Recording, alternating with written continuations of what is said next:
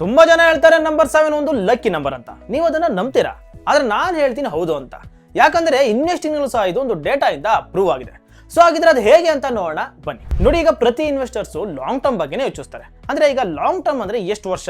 ಒಂದು 5 ವರ್ಷ, 10 ವರ್ಷ, ಇಲ್ಲ 20 ವರ್ಷನ ಅಂತ ಈಗ ನಾನು ಹೇಳುವಂತ ಡೇಟಾದಲ್ಲಿ ನೋಡೋಣ. 1999ರಿಂದ ಇವತ್ತಿನವರೆಗೆ ನಿಫ್ಟಿ 50 ಇದೆಯಲ್ಲ, ಅದರಲ್ಲಿ ಒಂದು ವೇಳೆ ನೀವೇನಾದ್ರೂ 7 ವರ್ಷದವರೆಗೆ ಇನ್ವೆಸ್ಟ್ ಮಾಡಿದ್ರೆ ಯಾವತ್ತೂ ಕೂಡ ನೆಗೆಟಿವ್ ರಿಟರ್ನ್ ಕೊಟ್ಟಿಲ್ಲ. ಅದು 2008ರ ಕ್ರಾಶ್ ಆಗಿರ್ಬೋದು, ಅಥವಾ 2020ರ ಕೋವಿಡ್ ಫಾಲ್ ಆಗಿರ್ಬೋದು, ಅಥವಾ ಬೇರೆ ರೀತಿಯ ಸ್ಕ್ಯಾಮ್ ರಿಲೇಟೆಡ್ ಕ್ರಾಶ್ ಆಗಿರ್ಬೋದು. ನೀವು 7 ವರ್ಷದವರೆಗೆ ಇನ್ವೆಸ್ಟ್ ಮಾಡಿದ್ರೆ ನಿಮ್ಮ ಇನ್ವೆಸ್ಟೆಡ್ ಹಣ ಯಾವಾಗಲೂ ಗ್ರೋ ಆಗಿದೆ. ಅಂಡ್ ಹಿಸ್ಟ್ರಿ ಕೂಡ ಇದನ್ನೇ ತೋರಿಸಿದೆ. ನೋಡಿ, ಆವರೇಜ್ 7 ವರ್ಷದ CAGR ಬಂದು ಸುಮಾರು 10ರಿಂದ 12% ಇದ್ದೇ ಇದೆ. ಅಂದ್ರೆ ನಿಮ್ಮ ಹಣ ಸುಮಾರು 6ರಿಂದ 7 ವರ್ಷಕ್ಕೊಮ್ಮೆ ಆಟೋಮೆಟಿಕಲಿ ಡಬಲ್ ಆಗುತ್ತೆ. ನೋಡಿ, ಇದನ್ನೇ ಕಾಂಪೌಂಡಿಂಗ್ ನ ಅದ್ಭುತ ಪವರ್ ಅನ್ನೋದು. ಶಾರ್ಟ್ ಟರ್ಮ್ ಅಲ್ಲಿ ವೊಲಾಟಿಲಿಟಿ ಸ್ವಲ್ಪ ಭಯ ತರಿಸಬಹುದು, ಆದ್ರೆ ಯಾರು ಲಾಂಗ್ ಟರ್ಮ್ ವರೆಗೂ ಪೇಷನ್ಸ್ ಇಟ್ಕೊಂಡಿರ್ತಾರೋ ಅವರಿಗೆ ಮಾರ್ಕೆಟ್ ರಿವಾರ್ಡ್ ಮಾಡೇ ಮಾಡುತ್ತೆ. ಸೊ ಅದರಿಂದ ಸ್ಮಾರ್ಟ್ ಇನ್ವೆಸ್ಟರ್ಸ್ ಏನ್ ಹೇಳ್ತಾರೆ ಗೊತ್ತಾ? ನೀವು ಮಾರ್ಕೆಟ್ ನಲ್ಲಿ ಟೈಮ್ ಸ್ಪೆಂಡ್ ಮಾಡೋದು ನೀವು ಮಾರ್ಕೆಟ್ ನ ಟೈಮ್ ಗೆಸ್ ಮಾಡೋದಕ್ಕಿಂತ ಇಂಪಾರ್ಟೆಂಟ್ ಅಂತ. ಅಂದ್ರೆ ನೀವು 7 ವರ್ಷದವರೆಗೆ ಇನ್ವೆಸ್ಟ್ ಮಾಡಬೇಕು ಅಂತೇನಿಲ್ಲ.